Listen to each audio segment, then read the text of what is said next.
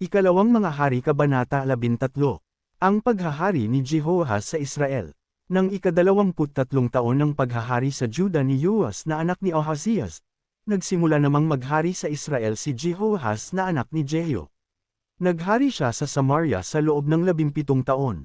Ginawa rin niya ang mga bagay na hindi kalugod-lugod kay Yahweh. Sinundan rin niya ang mga masasamang gawain ni Jeroboam na anak ni Nebat, na nanguna sa Israel para magkasala. Nagpakasama rin siyang tulad nila. Dahil dito, nagalit si Yahweh sa Israel kaya hinayaan niyang matalo ito ni Haring Hazael ng Syria at ng anak nitong si Ben-Hadad. Nanalangin si Jehoahaz kay Yahweh at pinakinggan naman siya sapagkat nakita ni Yahweh ang kalupitang dinaranas ng Israel sa kamay ng hari ng Syria. Binigyan sila ni Yahweh ng isang tagapagligtas na siyang nagpalaya sa kanila sa kapangyarihan ng Syria. At muling namuhay ng mapayapa ang mga Israelita sa kani-kanilang tahanan. Ngunit hindi pa rin nila tinalikuran ang kasamaan ni Jeroboam na umakay sa Israel para magkasala.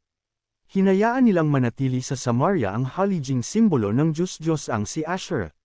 Walang natira sa hukbo ni Jehoahaz maliban sa 50 mga ngabayo, 10 karwahe at 10,000 kawal. Parang alikabok na dinurog ni Hazael ang buong hukbo ni Jehoahaz. Ang iba pang ginawa ni Jehoahaz ay nakasulat sa kasaysayan ng mga hari ng Israel. Namatay siya at inilibing sa Samaria, sa libingan ng kanyang mga ninuno. Humalili sa kanya ang anak niyang si Jehoahaz. Ang paghahari ni Jehoahaz sa Israel. Nang ika-37 taon ng paghahari ni Yoas sa Juda, si Jehoahaz na anak ni Jehoahaz naman ay nagsimulang maghari sa Israel. Naghari siya sa Samaria sa loob ng 16 na taon. Ginawa rin niya ang mga bagay na hindi kalugod-lugod kay Yahweh. Nagpakasama rin siyang tulad ni Jeroboam, na anak ni Nebat, na nagbulid sa Israel sa pagkakasala. Wala siyang pinag-iba sa kanila.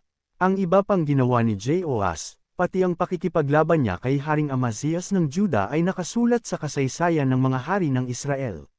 Namatay si Jehoahaz at inilibing sa Samaria, sa libingan ng mga hari ng Israel. Si Jeroboam ang humalili sa kanya bilang hari. Ang pagkamatay ni Eliseo. Si Eliseo ay nagkasakit ng malubha at dinalaw siya ni Haring Jehoahaz ng Israel. Lumuluhan itong sinabi, Ama ko, magiting na tagapagtanggol ng Israel. Iniutos ni Eliseo sa hari, kumuha ka ng pana at mga palaso. Kumuha naman si Jehoahaz. Muling nagutos si Eliseo, kumanda ka sa pagtudla. Sinabi uli ni Eliseo, banatin mo ang pana. Binanat ng hari ang pana at ipinatong ni Eliseo sa kamay ni Jehoahaz ang kanyang mga kamay. Pagkatapos, iniutos ni Eliseo, buksan mo ang bintanang nakaharap sa Syria at itudla mo ang palaso. Sinunod naman ito ni Jehoahaz. Sinabi ni Eliseo, iyan ang palaso ng tagumpay ni Yahweh laban sa mga taga-Syria. Lalabanan mo sila sa Afek hanggang sa sila'y malipol. Ngayon, kumuha ka muli ng mga palaso at itudla mo sa lupa. Sumunod muli si Jehoahaz. 3 beses siyang tumudla sa lupa. Dahil dito'y pag-alit na sinabi ni Eliseo, bakit 3 beses ka lamang tumudla? Sana'y 5 o 6 na beses para lubusan mong malupig ang Syria. Sa ginawa mong iyan, 3 beses ka lang magtatagumpay laban sa Syria. Namatay si Eliseo at inilibing. Nang panahong iyon, nakagawian na ng mga Moabita na salakayin ng Israel taon-taon tuwing tagsibol.